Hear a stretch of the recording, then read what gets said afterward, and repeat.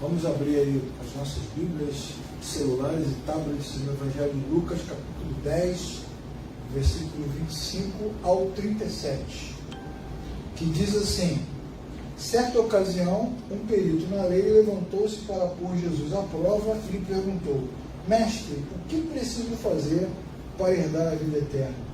O que está escrito na lei? Respondeu Jesus. Como você lê? E ele disse: ame o Senhor teu Deus de todo o teu coração, de toda a sua alma, de todas as suas forças, de todo o seu entendimento, e ame o teu próximo como a ti mesmo. E disse Jesus: você respondeu corretamente, faça isso e viverá. Mas ele, querendo justificar-se, perguntou a Jesus: quem é o meu próximo? Em resposta, disse Jesus: um homem descia de Jerusalém para Jericó, quando caiu nas mãos dos assaltantes.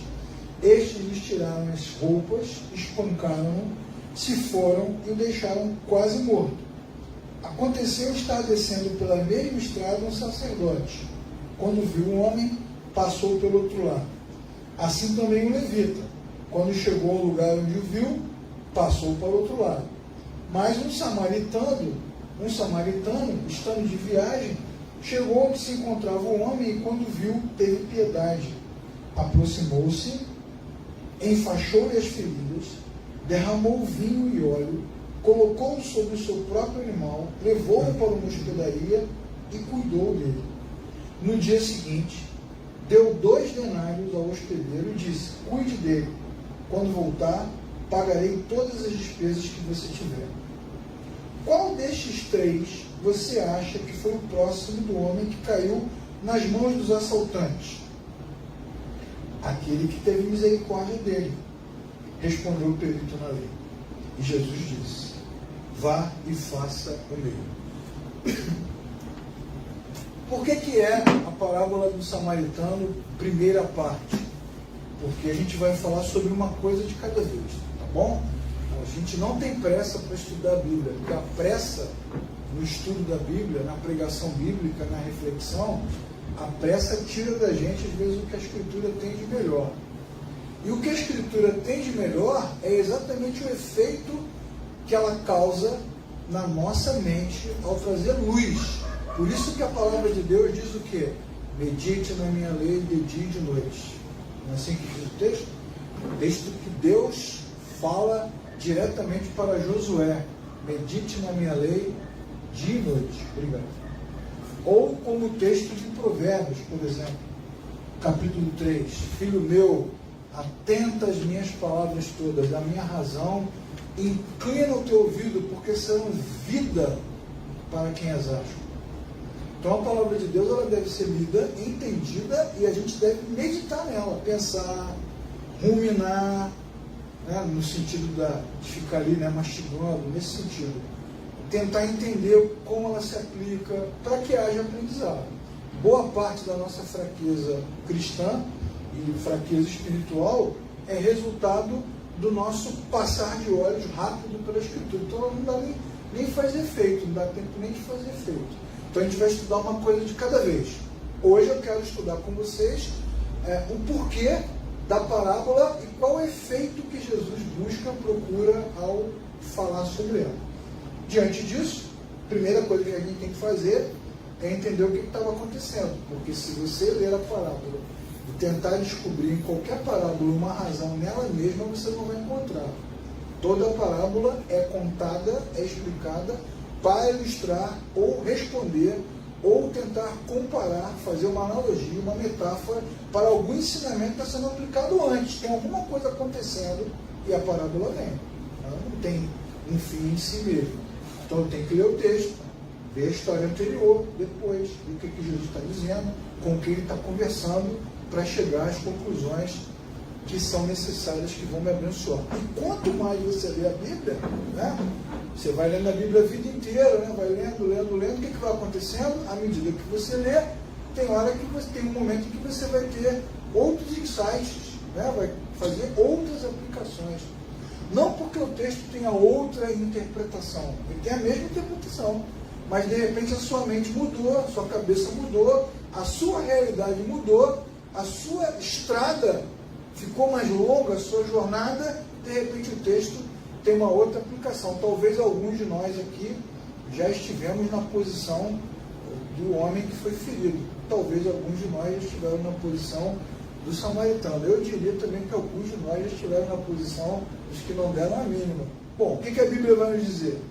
Que quando Jesus estava reunido com os seus discípulos, ensinando, conversando, um perito na lei, numa versão mais tradicional, né, um doutor na lei, entendido na lei de Moisés, ele tenta constranger Jesus publicamente. Como é que ele sabe como é que a gente sabe que ele tenta constranger Jesus publicamente? A gente descobriu isso agora, de repente, foi uma mega revelação, transcendente, espacial, nada disso está escrito no texto. A Bíblia está dizendo aqui, no versículo 25, levantou-se para pôr Jesus à prova, ou numa versão mais antiga, para tentá-lo, não é assim? Então, queria derrubar Jesus. Ele estava ali para aprender, para segui-lo, de forma nenhuma para reconhecê-lo como mestre. Não, ele queria derrubar Jesus de alguma forma, queria colocar Jesus em xeque. E para fazer isso, né, ele pergunta: o que preciso fazer para herdar a vida eterna? É o que ele faz. Ok? Então você já sabe que a parábola foi contada diante dessa circunstância. Um perito na lei querendo colocar Jesus contra a parede na frente das pessoas publicamente. Ele pergunta: o que farei para herdar a vida eterna? O que preciso fazer? E Jesus então responde de uma forma inesperada. Ao invés de dar uma resposta objetiva, sabendo que o homem era perito na lei, Jesus faz duas perguntas. Ele diz: o que está escrito na lei? E como você a lê? Ok? Ele pergunta para o cara. Bom, aí o perito na lei, nesse momento, né? É agora, né? É agora que eu vou mostrar todo o meu conhecimento bíblico do Antigo Testamento, da lei de Moisés.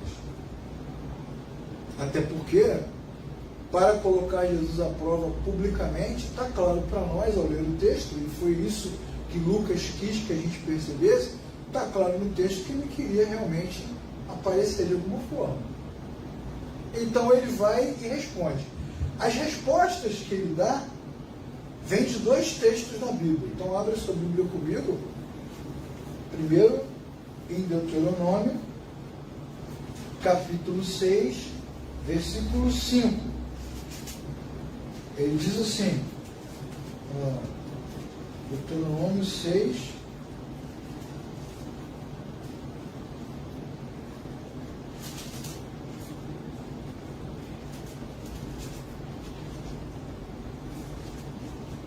ajuda? Vai? Pronto. Deuteronômio 6, 5. Ame o Senhor, o seu Deus, de todo o seu coração, de toda a sua alma e de todas as suas forças. Ele pegou uma parte da lei e citou, que é o texto de Deuteronômio. A outra parte é Levítico. Levítico, capítulo 19. Levítico 19.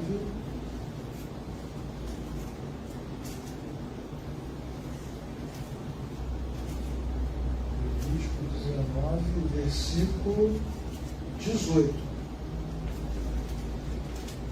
Não procurem vingança, nem guardem rancor contra alguém do seu povo, mas ame cada um seu próximo como a si mesmo, porque eu sou o Senhor. Ele pega dois textos e junta os textos para explicar que no entendimento dele era isso que ele deveria fazer para receber a vida eterna. Talvez até ele esperasse que Jesus o repreendesse, ou que rolasse um debate ali, né? Talvez fosse essa expectativa. Isso a gente nunca vai saber, porque a gente não tem como entrar na mente. Se você assistir qualquer vídeo, qualquer mensagem de alguém falando, né? Naquele momento, o doutor da lei queria, a gente não sabe. Aí a gente está conjecturando. A Bíblia não fala sobre isso. Mas a Bíblia fala o que ele citou, e aí, o que a gente percebe nessa citação dele? A gente não sabe o que ele pensa, mas a citação revela muito de como ele raciocina, porque ele cita o texto que é bem característico na lei, é a negação. A lei nega Ou seja, a lei condena, a lei diz o que está errado para você fazer o que está certo. Porque a lei de Moisés, o Antigo Testamento, os textos da aliança, na verdade, o que eles fazem? Eles acabam revelando o que o homem não sabia. O que o homem não sabia? Que matar desagrada a Deus, que desonrar pai e mãe desagrada a Deus, que idolatria desagrada a Deus, que cobiçar desagrada a Deus, que ser desonesto desagrada a Deus. Tem as leis cerimoniais, tem as leis morais, tem as leis cívicas. Num contexto geral, o que as leis vão mostrar? Que o homem está rompido com o Criador, separado do Criador. O homem que havia sido feito em Gênesis à imagem do Criador, agora não consegue mais refletir essa imagem. Então a lei tem um monte de não. Não pode, não isso, não aquilo. Por que que a lei tem esses nãos todos? Para que o homem entenda que ele está caído, rompido, desconectado do Criador. Então não é para você ficar feliz, é para você ficar triste. Não tem alegria. As festas, principalmente a festa da expiação, a Páscoa, elas tinham essa característica. A festa dos tabernáculos, que esperava pela vinda do Messias, o que ela mostra? Tristeza com a situação momentânea e esperança com a promessa do porvir. Porque nesse momento, a gente está ferrado com Deus. O tempo todo. Então, o doutor da lei, com isso, revela muito do que ele pensa. Quando ele faz essa declaração, o que ele está dizendo?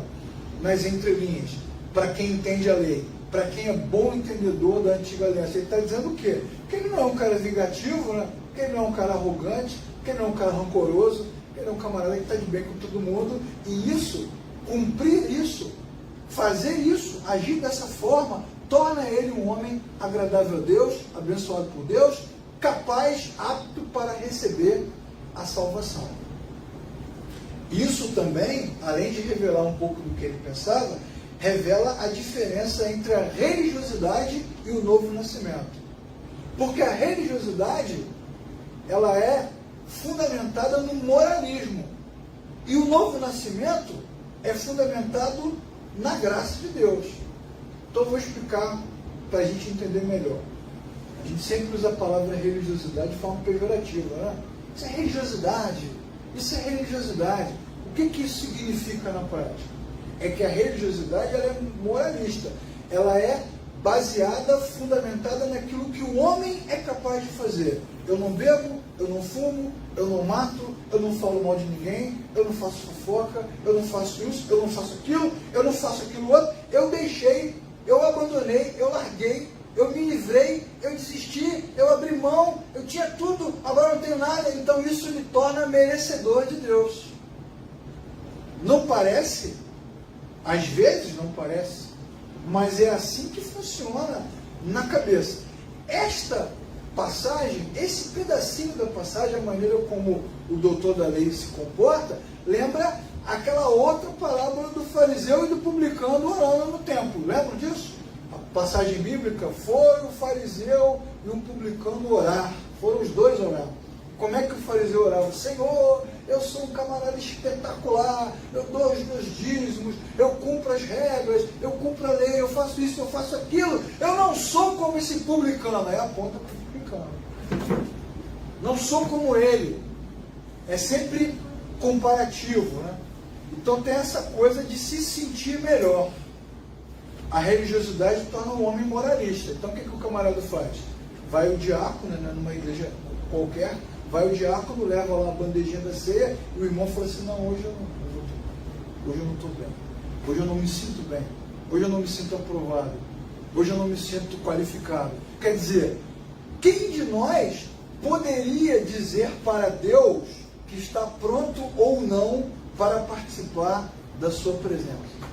Qual homem poderia justificar-se ou aprovar a si mesmo? Mas a religiosidade faz isso com a gente. A gente se aprova, se reprova, e mais do que isso, a gente aprova e reprova os outros. O que a gente faz mais? Olha mais para si ou olha mais para os outros? É a religiosidade.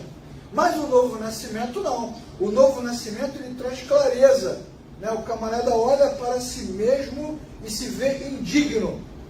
Entende? Quando você estava morto lá, não tinha consciência. Quando vê Deus, o que pensa? Eu sou indigno. Por isso os pais de Sansão pensaram, nós vamos morrer, porque Deus apareceu para nós. Por isso os israelitas pensaram, quando o monte tremeu, nós vamos morrer, porque Deus apareceu para nós.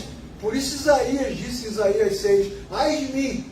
Ele pensou, vou morrer, porque Deus apareceu para mim. E João também, em Apocalipse, ele disse, eu vou morrer, porque Deus apareceu para mim. E Pedro, no seu barco, quando tem a pesca maravilhosa, ele disse, afaste-se de mim, sai do meu barco, eu vou morrer. E o centurião romano, não entre na minha casa. Todo homem que estava morto e nasce de novo, ao perceber a grandeza de Deus, pensa o quê? Eu não tenho condição de estar aqui. Mas o que a graça faz? Você não tem condição, mas eu quero você na minha presença. Amém, irmão? Amém. A religiosidade vai dizendo para o homem quais os passos que ele tem que dar para que se sinta apto, puro, santo, perfeito. Por isso que quando Jesus pergunta, o que você acha? O que está escrito? O que você pensa? O camarada encheu o peito e declarou. Então está claro para nós que o camarada tinha segundas intenções, concorda? Ele queria colocar Jesus à prova e ele queria justificar-se diante das pessoas, de alguma forma, ou para dizer que ele era melhor, ou para poder arrebentar com os outros moralmente, né? Os camaradas não são ninguém, né? São impuros, malditos, não tem merecimento, eles não merecem. Está claro para nós que ele tinha segundas intenções, né? Está claro mais ainda que ele tinha segundas intenções, porque quando Jesus responde, Jesus diz o quê? O que está escrito na sua Bíblia? Qual foi a resposta que Jesus dá? Você disse muito bem. Está correta a sua resposta. Vá e faça isso. Por essa ele não esperava, né? Ele não esperava. Então, ele ficou, de certa forma, constrangido. Ele queria constranger a Jesus, mas ele ficou constrangido. E aí, como ele tem um comportamento moralista, de auto-reconhecimento, de auto-posicionamento, então ele quer meio que definições para poder se justificar, porque a religiosidade, ela faz isso, né? Todo mundo se justifica diante de tudo. Por que você faz assim? Porque eu aprendi assim, foi o pastor que me ensinou, foi meu pai que me ensinou, foi minha mãe que me ensinou, né? Foi a mulher que tu me deste, disse não. A religiosidade faz com que o homem se justifique como? Apontando para o outro, para o sistema, para algum lugar. Então ele quer uma resposta que justifique, que dê a ele um caminho. E aí Jesus diz para ele assim, faça isso. Então ele pergunta, mas quem é o meu próximo? Ele pergunta. Ele não esperava essa resposta de Jesus, então ele quer definições melhores, porque dependendo do que Jesus diga, ele vai de novo tentar colocar Jesus em xeque. Mas eu não posso me misturar, né, com samaritanos, com pessoas impuras, não posso tocar no leproso, não posso ir ali, não posso ir lá, não posso fazer isso, não posso fazer aquilo, a lei condena, então eu ia colocar Jesus em xeque. Você não sabe, imagina, dependendo da resposta, ele poderia dar 1000 explicações e 1000 justificativas para as suas ações. Então ele pergunta, mas quem é o meu próximo? Quem seria o meu próximo? E é por causa disso que Jesus conta a parábola. Ok? Beleza? Pronto, já sabemos por que a parábola foi contada. Não há outra razão para que essa parábola exista, a não ser os questionamentos do perito da lei. Aí eu vou jogar para vocês agora, que estão aqui ao vivo, e para a turma que está na internet. Qual foi a pergunta que ele fez? Valendo uma viagem, com tudo pago aqui para Santa Cruz. O que a gente vai responder na ponta da língua? A pergunta dele foi, quem é o meu próximo, não é isso? Não, a pergunta dele não foi essa. A pergunta dele está lá no versículo 25. Mestre, que farei para alcançar, para herdar a vida eterna? Essa que é a pergunta dele. Como ele mesmo respondeu, ele disse o quê? Que para alcançar a vida eterna, ele tinha que amar a Deus sobre todas as coisas e o próximo como a si mesmo. E Jesus então disse, faça isso. Tá, mas quem é o meu próximo? Ok? Então a pergunta fundamental tem a ver com vida eterna, com salvação, com santidade, com aprovação divina. Ele quer o quê, irmãos? Aprovação divina, que é o que todo religioso quer. Entende? a religiosidade no sentido ruim da palavra, porque certamente há pessoas que têm uma boa religiosidade, mas no sentido ruim, pejorativo, o que todo religioso quer é aprovação. Entende? Ministro louvor, com toda a euforia, com toda a performance, no final ele quer o quê? Vamos dar uma grande salva de palmas para Cristo Jesus. O cara não quer agradar a Deus, ele quer aprovação pública. Quer aprovação pública. Pô, que bênção hoje, hein? Você hoje, cara, arrebentou. Sentido ali. As pessoas têm a necessidade da aprovação pública e também a necessidade, por conta disso, da autoaprovação. Do tipo, eu mereço, eu fiz por onde, eu cumpri a norma, eu fiz tudo certo, então eu tenho direito. Eu tenho direito. É por causa desta questão que Jesus vai contar, então, a parábola do samaritano. Então vamos lembrar a parábola, que não é do bom samaritano. Bom samaritano é hospital, beneficência, cemitério, bairro, não é samaritano, beleza? A gente é que bota lá, não, mas está aqui na minha Bíblia, a parábola do bom samaritano. Está assim na sua Bíblia, o título? Tá ou não está? Tá, mas esse título aí não está na Bíblia. Esse título quem botou foi a editora que imprimiu a Bíblia. No texto, em momento nenhum, está dizendo que o camarada é bom, só está dizendo que ele é samaritano. Até porque, teoricamente, pensando na história e naquilo que isso representa, é difícil ser samaritano e bom ao mesmo tempo. A própria parábola é uma provocação. Eu não sei se você sabe, agora chegou o momento da pegadinha. Não sei se você sabe, mas no capítulo 9, um capítulo antes deste texto, Jesus entrou numa aldeia de samaritanos com os seus discípulos. E quando entrou na aldeia dos samaritanos, os samaritanos expulsaram Jesus da aldeia, porque ele tinha cara e jeito de judeu. Então, você já percebe que eles se amam, né? Há um love entre os judeus e os samaritanos. Só você olhar no capítulo anterior. E aí, quando Jesus é expulso da aldeia dos samaritanos, os discípulos de Jesus são super carinhosos, super amorosos. Eles olham para Jesus e perguntam: mestre, você quer que a gente ore para que Deus mande fogo do céu e mate esses samaritanos? Está no texto. Você vê como é que os discípulos eram cheios de amor no coração, não é? E Jesus então os repreende: não, nada disso, o que é isso? O que vocês têm na cabeça? Não é curioso? Não é intrigante? Não te causa curiosidade o fato de que logo após essa situação e diante de um doutor da lei, Jesus use logo a figura de um samaritano como principal personagem dessa parábola perturbadora? É lógico que não foi coincidência, nem foi por acaso. Jesus então conta a parábola, que é incrível, né? Um camarada foi assaltado, foi deixado ferido. Na mesma ocasião passa por ali um sacerdote e um levita, que estão na mesma categoria do perito da lei, e eles passam para o outro lado, nem se aproximam da pessoa ferida ali, e passa o samaritano. O samaritano tem por ele um ato de profunda compaixão, cuida e coloca remédio, coloca na montaria e leva para a estalagem e cuida dele até o dia seguinte. Tem profundo cuidado, paga a hospedagem, deixa dinheiro reservado, tem um cuidado enorme. Então, esse discurso, né? Presta atenção, Jesus não é mole, atira para todos os lados. Pouquinho antes, os discípulos disseram: vamos matá-los. E Jesus está contando a parábola. Eu fico imaginando, na minha conjectura aqui mental, os discípulos tendo cólicas nesse momento. Enquanto o doutor da lei também tem cólicas nesse momento. Porque os samaritanos são impuros e indesejáveis. Mas ele tem uma atitude que lembra o Criador. Enquanto isso, os religiosos têm atitudes que não lembram o Criador. Bom, mas aí o texto tem uma pegadinha. A parábola tem uma pegadinha. Porque a pergunta que vem depois da pergunta, né? Tem a pergunta principal: como herdarei a vida eterna? E tem a subpergunta: mas quem é o meu próximo? Então, o perito da lei ele faz a subpergunta: quem é o meu próximo? Só que Jesus devolve uma outra pergunta: quem foi o próximo? Preste atenção na pegadinha do texto. Porque quando a gente pensa no próximo, a gente pensa logo no camarada ferido lá, certo? Machucado.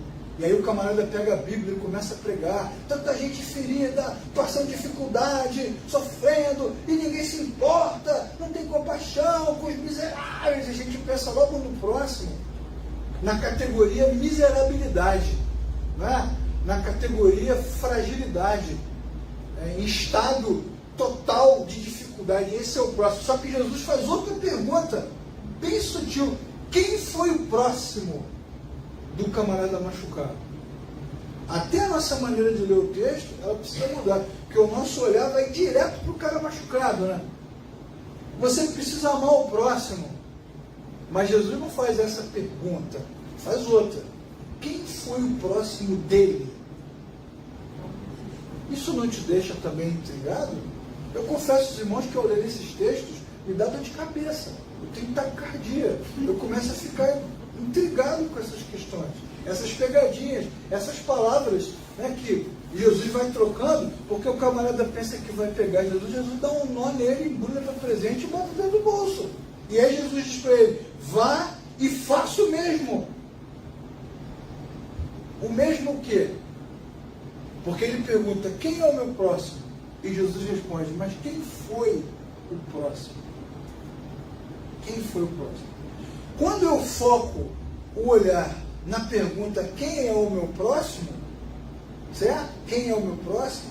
Eu estou pensando no bem que eu posso fazer para me sentir aprovado por Deus, para me sentir uma pessoa respeitável, honrada, religiosa. Os meus próximos aqui, esses pobres mortais que eu ajudei nesse Natal, distribuir aqui rabanadas e chesters, distribuir farofas, muitos arrozes com passas para todos eles, alimentei vários próximos, né? Eu sempre penso assim: olha que pessoa boa que eu sou, olha que pessoa legal, capaz, apta, incrível, incrível, totalmente espiritual, transbordante de Deus. E Jesus então coloca o cheque. Agora, você está pensando nos pobres que você ajuda, nas pessoas em dificuldade, tá? Mas quantas vezes você foi o próximo na essência, na piedade, na compaixão, na empatia, no amor verdadeiro, que não espera nada em troca? Quantas vezes você foi o próximo de alguém que precisava de verdade? Porque ajudar o próximo, no sentido de distribuir coisas e bens e ações para quem precisa, a religião faz e promove e repete. Mas ser o próximo, quando ninguém percebe, ou quando ninguém nota, ou em situações inusitadas como essa do samaritano, de forma real, verdadeira, intensa, efetiva, generosa, poucos são. Talvez até ninguém seja. Porque o samaritano, apesar de ser samaritano, ele consegue refletir a Deus bem mais do que a turma que é da religião, o sacerdote, o levita, né? A turma da qual você esperava alguma coisa. Então tem pegadinha no texto, não tem? Tem pegadinha. Nós estamos juntos com o perito na lei, tentando descobrir quem devemos amar. O que eu tenho que amar? O que eu tenho que amar para que Deus me aprove? Não é assim? O que eu tenho que amar? O que eu tenho que fazer? Quantas sopas eu tenho que distribuir? Toma sopa. Moço, mas eu não aguento mais tomar sopa. Vai tomar sopa. Moço, eu já tomei uns 5 litros de sopa. Vai tomar outra. Quem é o próximo que eu tenho que ajudar? É a pergunta do camarada lá. Quando na verdade a questão é outra. O que importa de fato não é quem é o próximo necessitado. O que importa de fato é quem nós somos diante do necessitado. O que está em xeque não é quem a gente ajuda, mas o que está em xeque somos nós diante das realidades que Deus desperta diante dos nossos olhos. Quem somos nós? É uma pergunta bem legal que muitos autores fazem. Podia citar vários aqui, vou citar um, John Piper. Ele faz essa pergunta. A questão não é quem é ele, a questão é quem sou eu. Quem sou eu diante dessa situação, diante dessa realidade? Isso vai lembrar tantos textos, irmãos. Quando vocês orarem, não façam como os pagãos ou como os religiosos que vão para as praças, levantam as mãos. Quando vocês orarem, entre no seu quarto, feche a sua porta. Quando você der uma oferta gorda, boa, eu vou dar dica, hashtag fica dica. Quando você der uma oferta gorda, boa, grande, você não permita que a mão esquerda saiba o que a mão direita deu. Várias vezes Jesus já falando sobre ações, né, que não deveriam ser públicas. O Pai que vê em secreto. Porque tem a ver com a essência e não com a ação em si. Porque se o foco da boa obra está na ação, então a gente está fazendo caridade. Qual é a diferença então do cristianismo para as demais religiões? Vamos fazer caridade. Caridade pela caridade. A fulano é tão caridoso. Meu Davi é um cara tão caridoso. Nossa. Leclerc, você está exagerando. É importante fazer o bem. É importante fazer caridade. É importante demonstrar demonstrar amor. Né? Pegar uma câmera, né? Vamos para a favela, né? Mostrar que aqui, essas pessoas não têm auxílio emergencial. Você tem que fazer caridade, Bom, mas se fazer a caridade pela caridade, diante da necessidade, fosse o que realmente deseja de nós, fosse o que realmente Deus espera dos cristãos, então nós teríamos que arrancar da Bíblia o capítulo 13 da primeira epístola de Paulo aos Coríntios, que diz o seguinte: ainda que eu desse o meu corpo para ser queimado, ainda que eu vendesse todos os meus bens e distribuísse tudo o que eu tenho para os pobres, se eu não tivesse amor, eu nada seria. Então, a mesma Bíblia que motiva o homem a fazer o bem, ela coloca em xeque a essência, a razão desse bem. Porque todo bem feito sem o novo nascimento, sem o encontro com Deus, sem a piedade que Deus desperta, é um bem vazio em si mesmo. Eu seria como um sino que faz barulho, mas é vazio, é oco. O texto de Coríntios 13 também é para tirar o nosso sono. É para nos deixar perturbados, porque esse verdadeiro amor de Coríntios 13, que tudo pode, que tudo crê, que tudo espera, que tudo suporta, esse amor que não se confunde com o mal, que não guarda rancor, esse amor ele é divino, ele não é humano. Quantos casamentos a gente já foi, né? Que essa palavra é lida, né? Você que está se casando, o amor, tudo pode, tudo crê. Você coloca um fardo enorme sobre o casal, porque é um amor divino, sublime. O amor humano não é assim, o amor humano ele é recíproco. Todo mundo faz esperando algo em troca. Até com o filho. Mãe, estou com fome. Tu não me deu nem bom dia. Eu só estou empregada.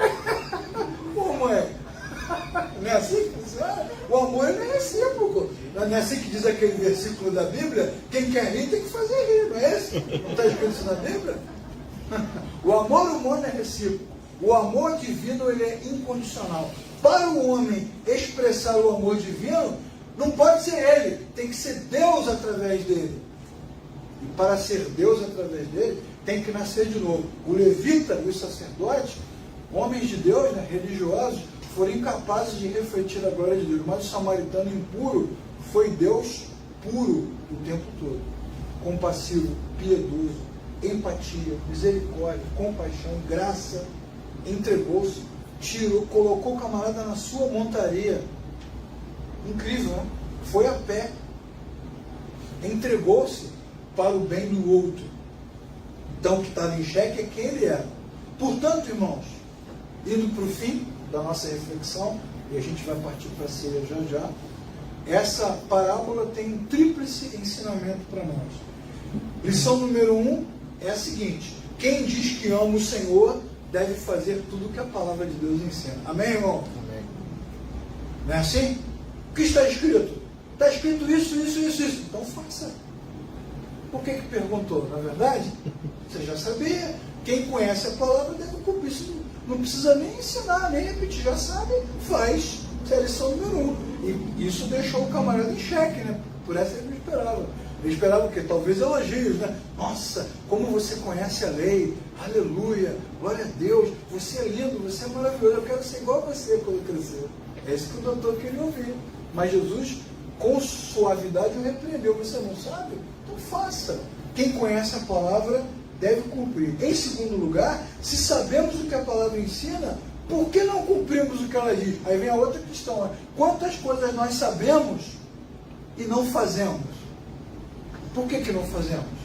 Deveríamos fazer. Deveríamos mesmo. Não quero nem invocar aqui a famosa frase de Samuel, né? Aquela frase que ecoa através dos séculos, frase que ecoa até pelos multiversos da Marvel. Obedecer é melhor. Essa frase foi que meu pai sempre falava. Obedecer é melhor que sacrificar. Pô, o que Samuel está dizendo? Vocês lembram como é que é a história? Primeiro livro de Samuel, capítulo 15. Saul tinha uma ordem dada por Deus. Faça isso. Cumpra a ordem. E ele cumpriu meia ordem. Por que você não cumpriu a ordem? Porque eu achei melhor fazer de outra forma. Olha só, Deus disse de uma forma e ele disse, eu achei melhor fazer de outra forma. E aí Samuel fala para ele, você não sabia que a desobediência é igual à idolatria?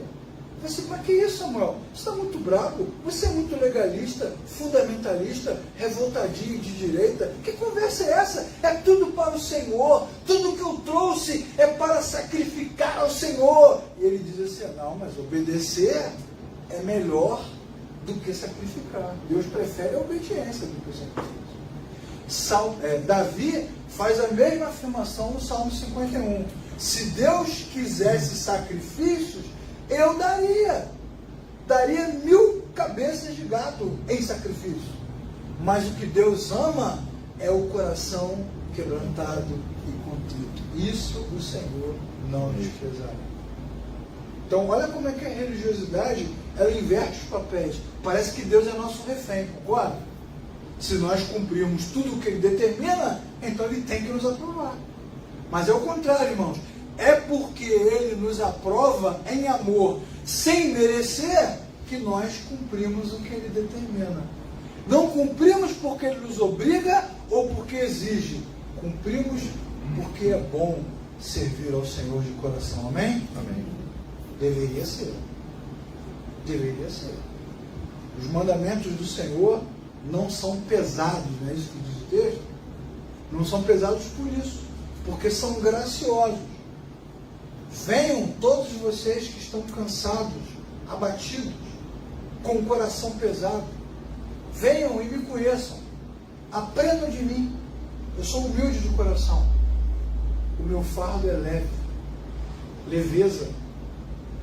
Esta leveza não tem a ver com imoralidade. Mas você fica falando de leveza, aí cada um faz o que quer, não é assim que fala? Fala quem? O religioso. A leveza tem a ver com a liberdade, porque ao perceber quem somos e a maneira como Deus nos amou, o amor de Deus é tão impossível na minha realidade, porque na minha realidade eu deveria estar condenado, como a canção que a gente vai cantar daqui a pouco. Mas como o amor de Deus foi maior do que o que eu merecia, então esse amor é constrangedor. O amor de Deus nos constrange. E esse constrangimento é que leva homens e mulheres a serem piedosos como o samaritano, a se inclinarem e fazerem o melhor. Então a pergunta que a gente tem que fazer diante dessa parábola é essa. A parábola fala sobre coisas que sabemos e deveríamos fazer e não fazemos. Questionamentos que fazemos, né? Eu me lembro, já contei essa história, eu vou contar de novo. Uma vez, eu dando aula sobre os 10 mandamentos, quando a gente chegou no honra pai e mãe. Honre o teu pai e tua mãe para que se prolongue os teus dias na terra. E aí o camarada levantou e disse, depende do pai, ele disse. Na hora da aula. Por que ele disse? É mais ou menos o que o cara faz aqui, né? Quem é o meu próximo? Mas depende do próximo. Quem é o próximo? Então, esse condicionamento, esse valor, essa validação vem da onde? Da religião. A religião é que faz isso. Então o irmão tem uma dificuldade na vida dele, a igreja diz assim, ó, a partir de hoje você não pode mais participar da ceia. Aí a pergunta que a gente tem que fazer é, Jesus morreu na cruz, encarnou, derramou o seu sangue, salvou o cara do império das trevas. E agora nós aqui, homens mortais, iguais a ele, vamos dizer quem é que pode e não pode ter comunhão com Deus, é isso mesmo? Você tem comunhão, eu gosto de você, você não. Muito bom. Somos nós que vamos dizer quem tem comunhão, quem não tem? Como os pregadores gostam de fazer, a sua oração não passa nem do teto, irmão. Somos nós que vamos medir isso agora? Eu quero saber, irmãos, aqui, nós que estamos ao vivo aqui, na Verdade de Graça, quem está na internet, eu quero saber o seguinte, quem de nós aqui pode medir a si mesmo? Quem de nós aqui pode justificar-se a si mesmo? Quem aqui pode chegar de cara limpa diante do Senhor? Dizer, eu mereço. Para que nós possamos, com isso, questionar outros. Isso lembra outra passagem bíblica, né? Lembram? A famosa declaração, quem não tem pecado, faça o que, irmão? Atire a primeira pedra. Atire a primeira pedra. Jesus, em momento nenhum, disse que não podia tacar pedra. Não pode, tranquilo. Adoro tacar pedra. Só que para condenar, precisa estar livre, sem nenhuma culpa. Quem de nós não tem culpa? Bom, mas se há uma reunião de culpados, por que estamos aqui? Estamos aqui porque nós já fomos feridos na estrada. E Jesus é o nosso samaritano, amém, irmão? Amém. Ele nos levantou, Ele nos tratou, Ele nos curou, Ele nos colocou em cima da sua cavalgadura, Ele nos levou para a estalagem, Ele colocou o remédio.